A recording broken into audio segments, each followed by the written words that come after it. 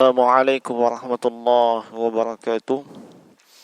Innal hamdalillah nahmaduhu wa nasta'inuhu wa nastaghfiruh wa na'udzu billahi min shururi anfusina wa sayyiati a'malina. Man yahdihillahu fala mudilla lahu wa man yudlil fala hadiya lahu. Asyhadu an la ilaha illallah wahdahu la syarika lahu وأشهد أن محمدا عبده ورسوله ولا نبي بعده اللهم صل وسلم وبارك عليه وعلى آله وأصحابه ومن تبعهم بإحسان إلى يوم الدين وسلم تسليما كثيرا أما بعد اللهم أصلح لنا شأننا كله ولا تقلنا إلى أنفسنا طرفة عين اللهم انفعنا بما علمتنا وعلمنا ما ينفعنا وزدنا علما. Ikhwani fiddin wa akhwati fillah, hadirin wal hadirat, Bapak Ibu kaum muslimin dimanapun Anda berada. Walhamdulillah, kita bersyukur kepada Allah Subhanahu wa taala atas limpahan nikmat dan karunia yang dicurahkan kepada kita hingga dengan detik ini, yang mana nikmat dan karunia tersebut adalah merupakan fasilitas yang Allah Subhanahu wa taala berikan kepada setiap makhluknya untuk melaksanakan, agar makhluknya ini melaksanakan penghambaan diri kepada Allah Subhanahu wa taala. Dan walhamdulillah, kembali di kesempatan ini atau di petang hari ini, ya, di sesi yang ke-12, ke-13 ya, dari pertemuan kita di bulan Sya'ban ini dalam rangka mempelajari kitab Al-Fiqhul Muyassar, yang merupakan kitab fikih ringkas yang ditulis atau yang dikarang oleh sejumlah ulama dan diberikan takdim oleh Fadilatul Syekh Al-Allamah Saleh bin Abdul Aziz Al-Syekh hafizahullahu ta'ala. Naam. Dan insyaallah ta'ala di pertemuan ini kita akan masuk kepada poin yang kedua dari bab yang ketiga. Poin yang kedua dari bab yang ketiga. Penulis mengatakan al-mas'alatus tsaniyatu, pembahasan yang kedua. Pembahasan yang kedua dari bab yang ketiga, makruhatus siyam, hal-hal yang dimakruhkan ketika seseorang itu sedang berpuasa. Hal-hal yang dimakruhkan ketika seseorang itu sedang melakukan ibadah puasa. Naam.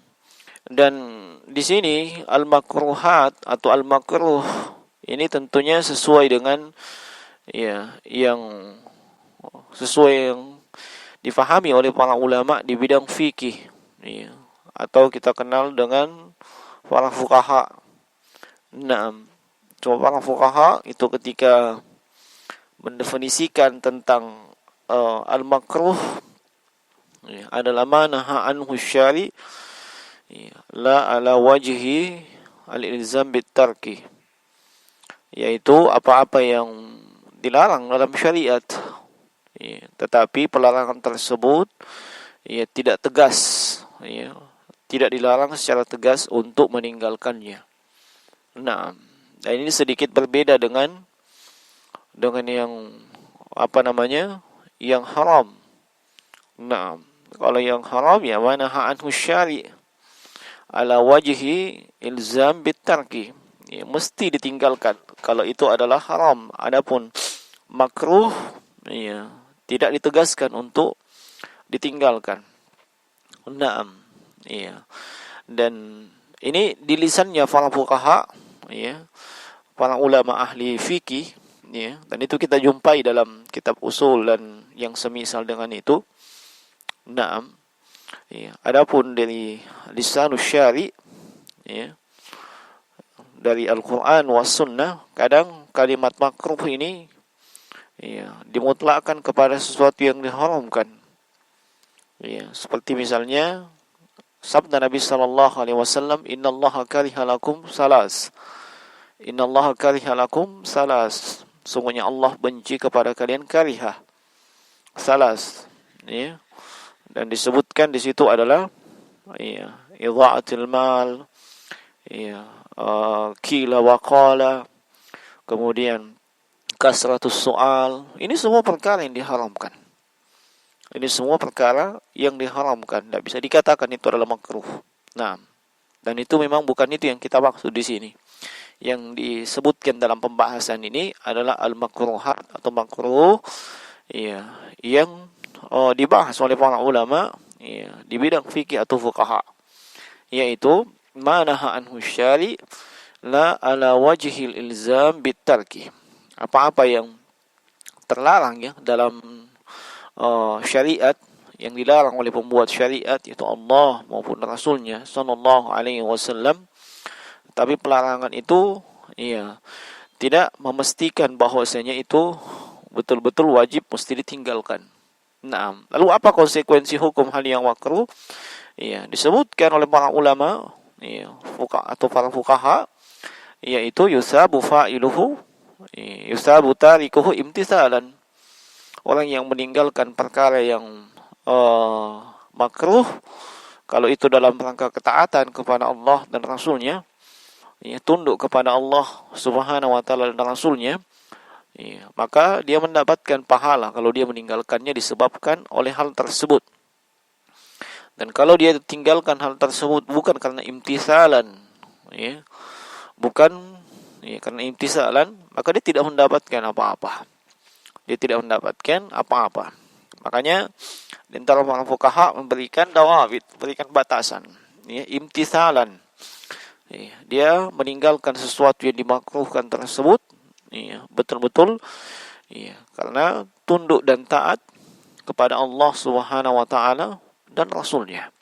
Nah, dan wala yu'aqib fa'iluhu, sebaliknya orang yang melakukan hal yang makruh itu tidak diberikan hukuman, hukuman khusus, baik hukuman terkait dengan apa yang dia lakukan maupun pengaruh terhadap ibadah yang sedang dilakukan, dan dia melakukan sesuatu yang makruh dalam ibadah tersebut. Nah, ini secara asal.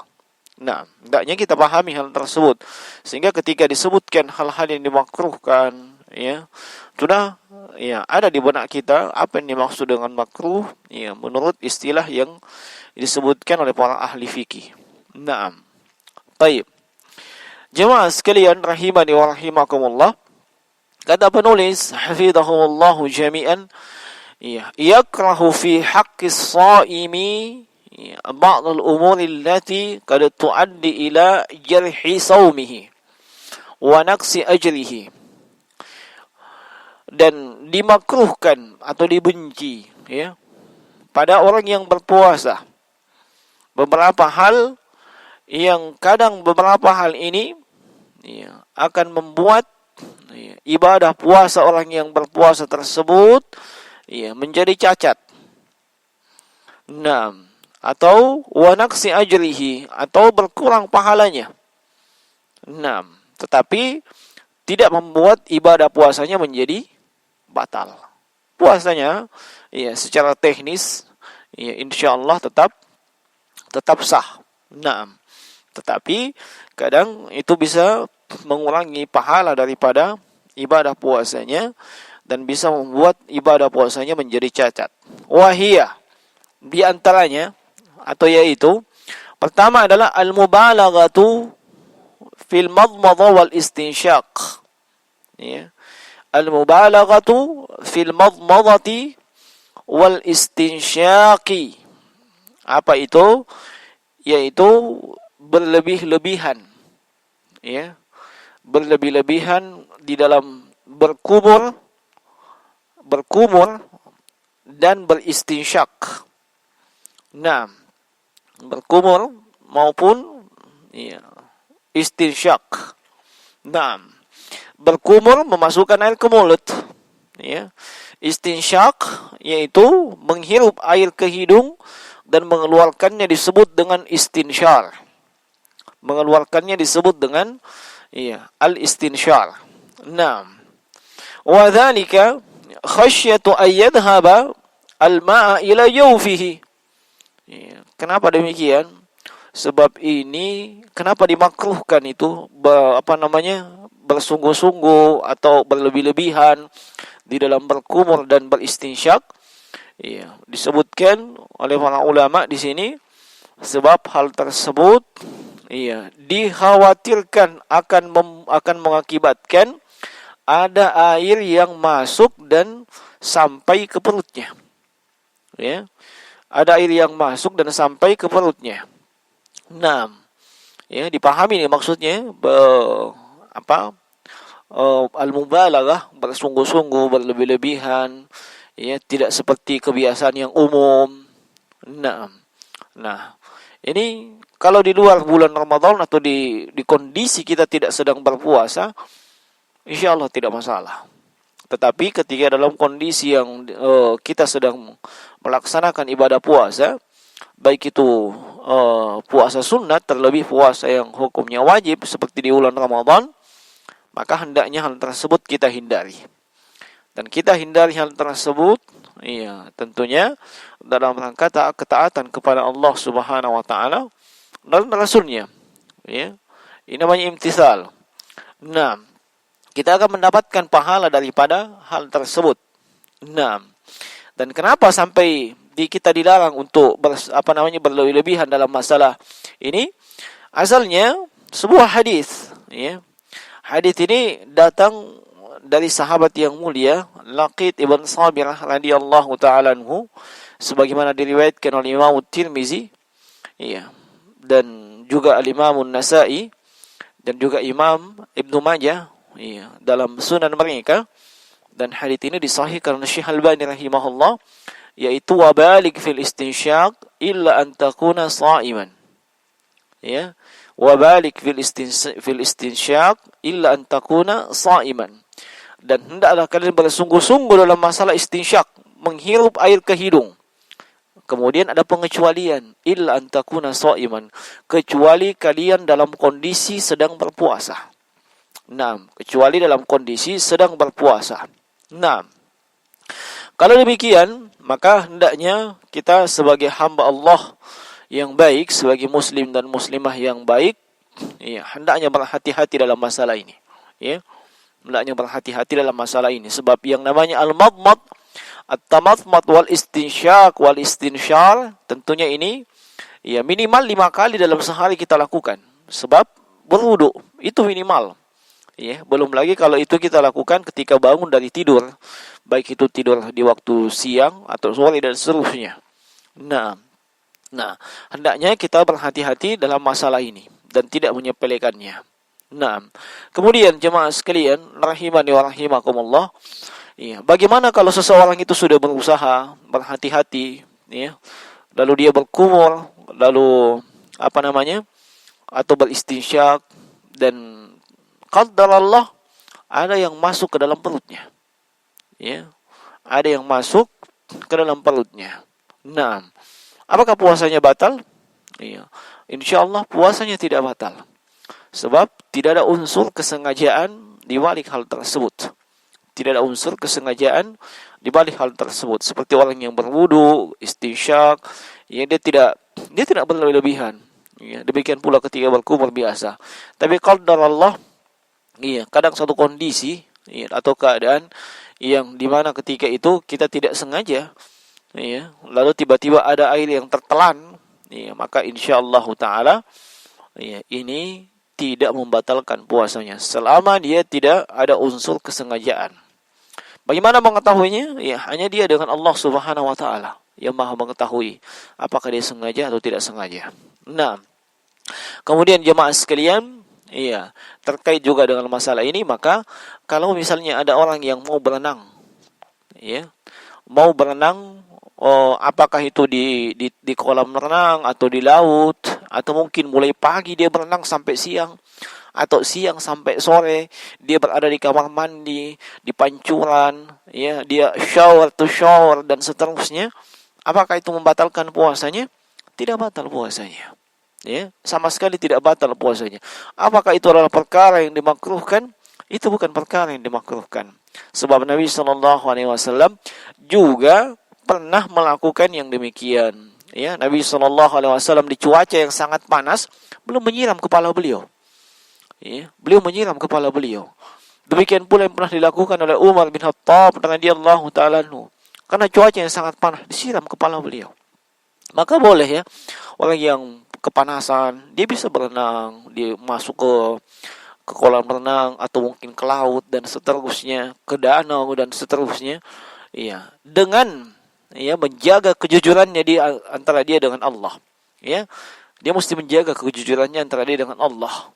Nah, apa itu? Jangan ya dia ingin berenang tapi ya mengambil keuntungan, ya. Nah, mengambil kesempatan dalam kesempitan sambil berenang, minum air, ya. Haus-haus sedikit, begitu habis berenang segar lagi. Ini kalau manusia secara zahiriyah tidak bisa menghukumi.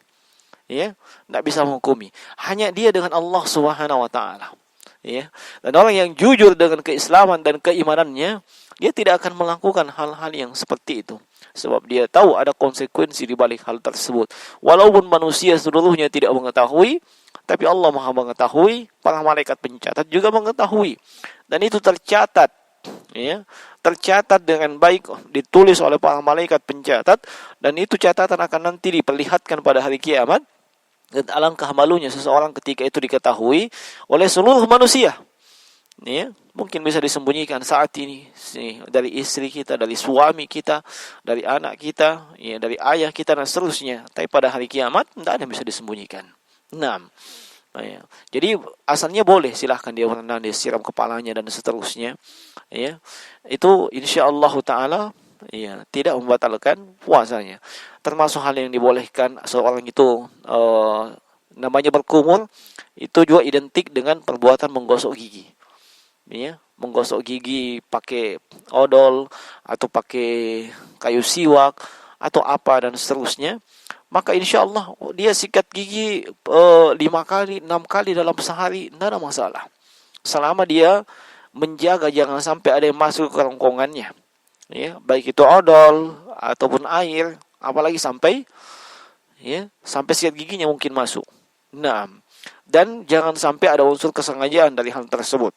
Nah, ini yang mesti dijaga jemaah sekalian. Ya. Hal-hal tersebut memang dibolehkan, tetapi jangan sampai kita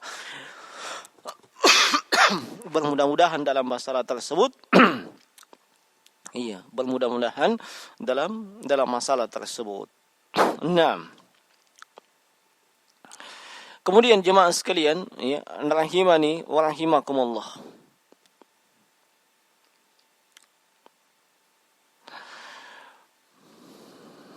Yang berikutnya adalah al-qiblatu liman taharraka syahwatuhu. Ya.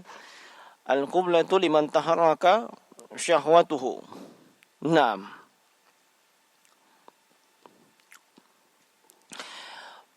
Mencium istri atau mencium, ya, bagi orang yang masih tinggi syahwatnya. Ya, istilahnya masih tinggi stromnya. Ya, naam. Atau gampang naik syahwatnya, taharraka syahwatuhu. Ya, syahwatnya gampang naik. Naam, gampang on. Ya, naam, wa kana mimman la ya'man ala nafsihi, dan termasuk dari orang yang tidak aman, ya. Fayukrahu lis-shaimi ayyuqbala ayyuqabbila zawjatahu. Ya. Fayukrahu lis-shaimi ayyuqabbila zawjatahu au amatahu. Ya. Maka dimakruhkan, ya, orang yang berpuasa itu mencium istrinya atau budak perempuannya. Ya. Li'annaha qad tuaddi ila itharati syahwati allati tajri ila fasadi shaumi bil imna'i awil jima'i. Nah, kenapa dimakruhkan hal tersebut? Sebab itu bisa membangkitkan syahwatnya. Ya. Dan kalau itu bisa membangkitkan syahwatnya, itu bisa mengantarkan kepada perkara yang akan merusak puasanya. Apakah itu al-imna ataupun dengan al-jima', ya, maka dimakruhkan hal tersebut. Nah, dimakruhkan hal tersebut. Fa in amana ala nafsihi min fasadi saumihi fala ba's. Ya. Kalau dia merasa aman, ya, dia merasa aman atas dirinya dan dia merasa aman, puasanya tidak akan terpengaruh, tidak ada efeknya terhadap ibadah puasanya, maka itu tidak mengapa. Kenapa? Li'anna Nabi sallallahu alaihi wasallam kana yuqabbil wa huwa shaim. Sebab Nabi sallallahu alaihi wasallam dulu, ya, beliau mencium dalam keadaan beliau berpuasa. Qalat Aisyah radhiyallahu ta'ala anhuma wa kana amlakakum li arabihi. Naam. Dan beliau adalah orang yang paling bisa mengendalikan, mengontrol, ya, hawa nafsu beliau. Nah, ini paling bisa mengendalikan, ya, hajat seksual beliau. Wa kadzalika alaihi tajannaba kullama min sya'nihi isaratu syahwatihi wa tahrikiha ka idamatin nadhar ila zawjah. Awil amah awit tafakkur fi sya'nil jima'. Demikian pula dimakruhkannya, hendaknya itu dijauhi terhadap orang yang memang syahwatnya gampang bangkit, ya. Tidak butuh banyak muqaddimah, ya. Syahwatnya tuh, hajat seksualitasnya itu gampang sekali untuk bangkit. Maka yang seperti ini dimakruhkan dan hendaknya dijauhi, ya, hal-hal yang bisa mengantarkannya, ya, bukan cuma sekedar mencium saja, termasuk yang disebutkan di sini idamatun nadhar ila zaujah. Ya, dia lihat istrinya terus. Ya, lihat istrinya terus. Nah, dia pandangi istrinya terus, mungkin mulai pagi sampai siang. Wah, ini bahaya ini, ya.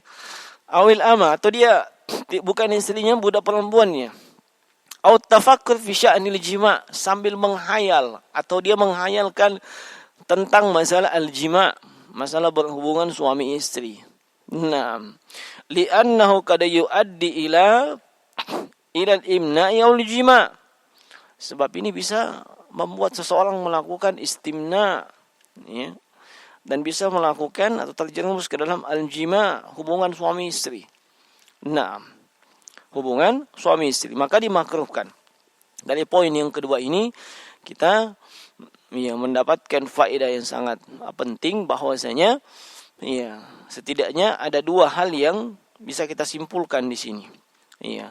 Yang pertama, di poin yang kedua ini, kalau seseorang punya syahwat tidak gampang bangkit, ya, lama beron dan seterusnya, maka tidak apa-apa dia memeluk istrinya, tidak apa-apa dia mencium istrinya, ya, dia pegang-pegang istrinya dan seterusnya. Begitu juga sebaliknya.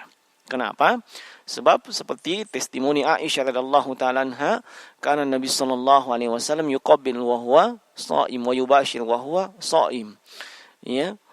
Dan adalah Nabi sallallahu alaihi wasallam, beliau mencium dalam keadaan beliau berpuasa, memeluk dalam keadaan beliau berpuasa. Dan beliau adalah orang yang paling mampu mengendalikan atau mengontrol, ya, hajat beliau. Nah, kalau orangnya seperti ini tidak ada masalah insyaallah taala. Tidak sampai kepada hal yang dimakruhkan. Nah, dan kalau orangnya muda, ya, khususnya mereka yang masih muda, ya. Ya, masih muda-muda, masih di bawah 50 tahun ke bawah, itu masih gampangnya taharrak syahwatuhu. Tataharrak syahwatu luar biasa. Apalagi yang pengantin baru, ya. Nah, apalagi yang pengantin baru, sebaiknya jangan terlalu dekat-dekat di siang hari di bulan Ramadan. Nah, batasnya itu hanya ketika fajar shadiq saja, ya. Nah, batas awal mulainya ketika terbenamnya matahari. Terbenam matahari silahkan, ya. Nah, mau buka puasa pakai itu juga insyaallah tidak ada masalah, ya. Batasnya sampai fajar. Tapi selebihnya itu kalau memang pengantin baru dan masih muda, gampang syahwatnya bangkit, jangan dekat-dekat. Ya. Bukan kita mengharamkan hal tersebut, ya, tetapi itu bisa mengantarkan kepada perkara yang haram. Ya. Dan dimaklumi, ya, kaidah penting dalam agama kita ini, bahwasanya segala sesuatu yang bisa mengantarkan kepada perkara yang haram, hukumnya sama dengan perkara tersebut. Ya. Al-wasilatu laha ahkamul, ya, ahkamul maqasid. Nah, wasilah itu, sarana itu, pengantar itu memiliki hukum sama dengan tujuan. Nah, walaupun wasilahnya adalah mubah, iya, tetapi kalau tujuannya untuk hal yang diharamkan tidak boleh. Iya. Nah, adapun orang yang masih yang tua atau sudah tidak syahwatnya, tidak ada masalah insyaallah taala, seperti yang pernah dilakukan oleh Nabi sallallahu alaihi wasallam. Nah, termasuk jemaah sekalian adalah ini yang bisa membangkitkan hal yang seperti ini. Tentunya apa yang dinonton, apa yang dilihat, baik itu di media seperti di televisi, ataupun di ponsel, di media sosial, di internet, dan seterusnya. Ya, dan dimaklumi, ya, kita dapatkan dan kita melihat bahwasanya hal-hal yang terdapat di internet tidak selamanya bagus. Ya, tidak selamanya bagus, dan lebih banyak yang mengandung mudarat. Ya, terkhusus di antaranya adalah yang memamerkan, ya, aurat wanita, ya, ikhtilat dan seterusnya, bahkan segala sesuatunya yang ditawarkan di dunia maya, ya, itu menjadikan wanita sebagai komoditas. Ya, sebab yang jadi SPG-nya, yang menawarkan, ya, semuanya adalah wanita, dan itu tidak menutup aurat dengan baik. Dan itu sengaja dilakukan demikian. Ini di bulan Ramadan, wal iyadzubillahi min zalik. Apalagi di siang hari sedang berpuasa.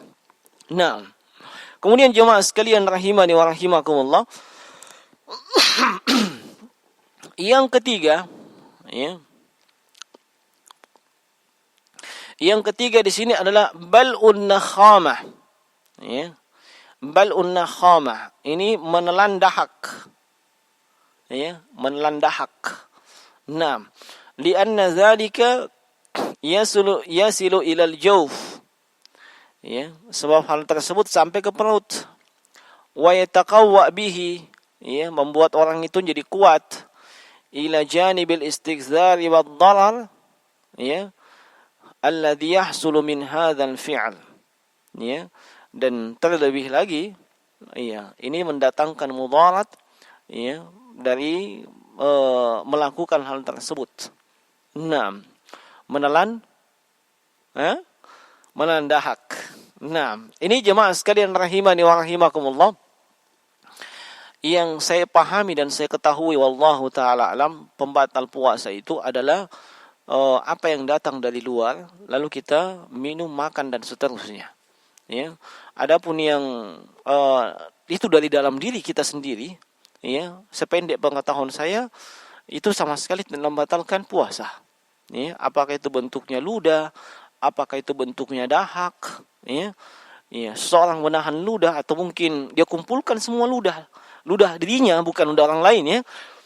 Nah, dia mungkin kehausan, dia kumpulkan semua ludah, kemudian satu kali telan. Iya, sependek pengetahuan saya, itu tidak membatalkan puasa sama sekali, dengan syarat bahwasanya itu ludahnya sendiri.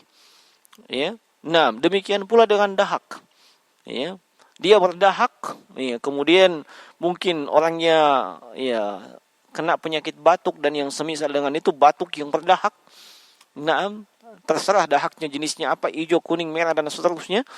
Ya, lalu dia berdahak, ya, kemudian berdahak lagi, batuk, berdahak lagi, dikumpulkan langsung telan. Ya, dari sisi membatalkan puasa, sependek pengetahuan kami, ya, itu tidak membatalkan, sebab itu datang dari dalam diri sendiri.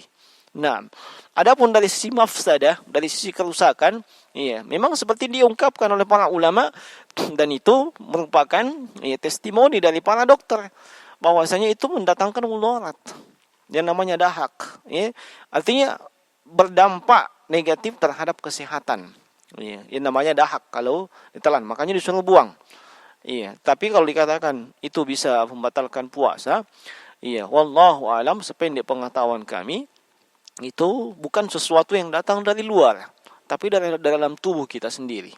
Nah, makanya ya, insya Allah itu tidak termasuk hal yang dimakruhkan. Hanya dimakruhkan kalau ya itu mendatangkan mudarat dari sisi kesehatan. Tapi kalau dikatakan bisa membatalkan puasa atau makruh, itu wallahu taala alam. Nah, kemudian jemaah sekalian, yang keempat,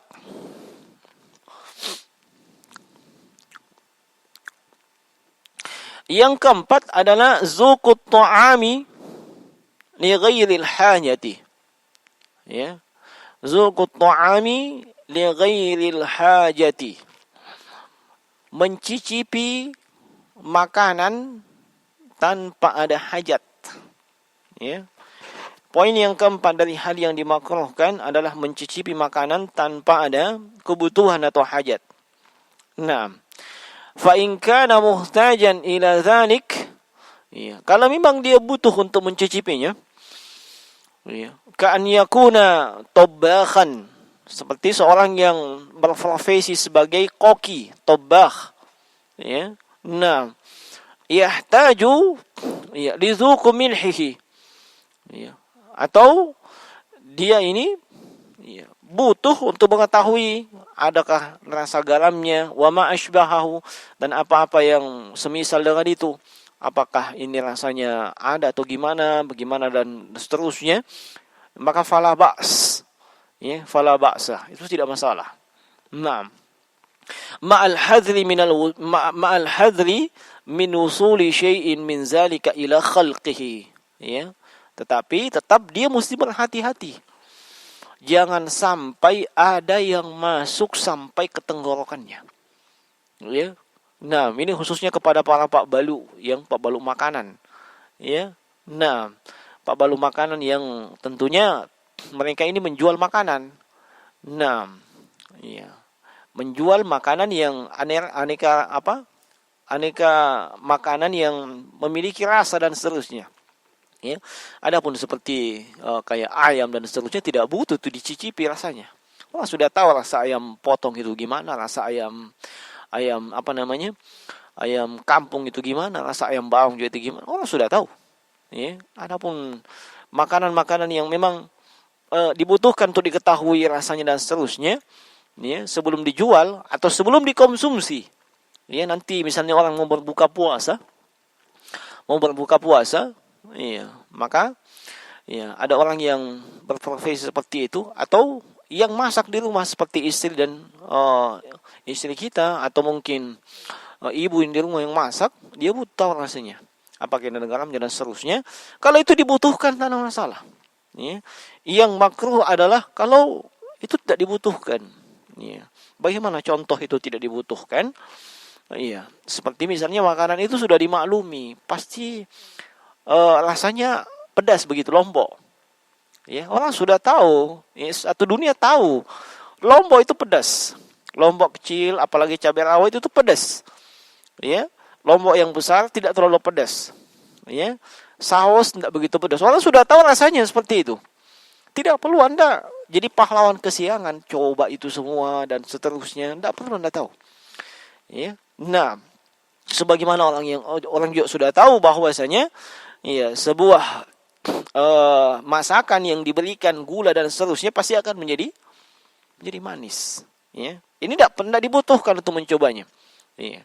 Adapun yang dibutuhkan, maka itu insya-Allah taala, ya, tidak mengapa. Ya. Dalam hal ini ada riwayat, ya, berupa ucapan dari Abdullah bin Abbas radhiyallahu taala anhuma.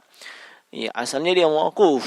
Ya, sebab itu ucapan sahabat, tapi dihukumi sebagai suatu yang marfu, dan ini sanadnya hasan. Ya, kalau dilihat dari seluruh jalur atau dari seluruh jalan-jalannya. Apa kata beliau? La ba'sa ayyadhuka as-sa'imu al-khalla wa syai'ah. Ya, kata beliau radhiyallahu ta'ala anhuma, tidak mengapa, ya. Iya. Seseorang itu yazuka, ya, orang yang berpuasa, yazuka as-shaimu al-khalla wasyai. Dia mencicipi misalnya cuka al-khalla atau sesuatu. Alladhi yuridu syira'ahu, yang dia ingin beli. Ya. Ma lam yadkhul khalqahu wa huwa shaim. Selama itu tidak sampai masuk ke tenggorokannya. Ya. Jadi kalau tidak sampai masuk tenggorokan, berarti cuma di lidah saja. Ya. Nah, cuma di lidah saja. Bagaimana kita tahu bahwasanya dia tidak sampai masuk dalam tenggorokan? Ya, hanya Anda dan Allah yang tahu. Ya, tidak mungkin ada orang yang bisa meneropong dan kemudian mengatakan, iya, telah masuk tenggorokan Anda. Ya, maka di sini kembali tuntut kejujuran seorang muslim. Ya. Nah, hal-hal yang seperti ini, iya, itu asalnya boleh selama hajat ada selama itu memang dibutuhkan. Ya, terlebih ada nas dari sahabat yang menyebutkan demikian. Nah, iya. Ini hal-hal yang juga dimakruhkan ya ketika seseorang itu sedang berpuasa. Dan kita tambahkan di sini termasuk hal yang dimakruhkan itu, ya, seperti pembahasan yang kemarin yaitu berbekam. Ya. Itu hasil kompromi antara ya, sabda Nabi sallallahu alaihi wasallam yaitu aftar al-hajim wal mahjum dengan apa yang Nabi sallallahu alaihi wasallam lakukan. Yaitu beliau berhijamah ketika dalam keadaan ihram dan ketika dalam keadaan berpuasa. Hasil komprominya itu menghasilkan hukum makruh hukumnya berhijamah atau berbekam ketika bulan Ramadan. Kemudian kita tambahkan termasuk hal yang dimakruhkan adalah menyambung puasa. Ya, menyambung puasa, ya, sebagaimana sabda Nabi sallallahu alaihi wasallam, la tuwasalu, ya, fa ayyukum arada ayyuwasila ya falyuwasil hatta sahar. Jangan kalian wisal. Ya, wisal ini disambung puasanya, tidak buka. Iya. Nah, dia wisal disambung puasanya, dia tidak berbuka. Nah, dan siapa saja yang mau wisal menyambung puasanya maksimal sampai waktu sahur. Tidak boleh lebih dari itu. Iya. Nah, dan ini masalah puasa wisal memang itu kekhususan Nabi sallallahu alaihi wasallam. Ya. Kekhususan Nabi sallallahu alaihi wasallam. Nah, ini beberapa hal yang dimakruhkan ya, yang sependek pengetahuan kami dan sesuai dengan apa yang disebutkan di sini, ya, sekira cukup ya. Insyaallah sesi berikutnya kita akan masuk ke bab yang keempat ya. 6 di pembahasan tentang as-siyam ini. Sekira demikian apa yang bisa kita sampaikan. Yang benar hanya datang dari sisi Allah Subhanahu wa taala. Yang salah dari sisi kami mohon maaf jika ada hal-hal yang tidak berkenan. Ya, subhanakallah bihamdik, asyhadu an la ilaha illa anta astaghfiruka wa atubu ilaik. Assalamualaikum warahmatullahi wabarakatuh.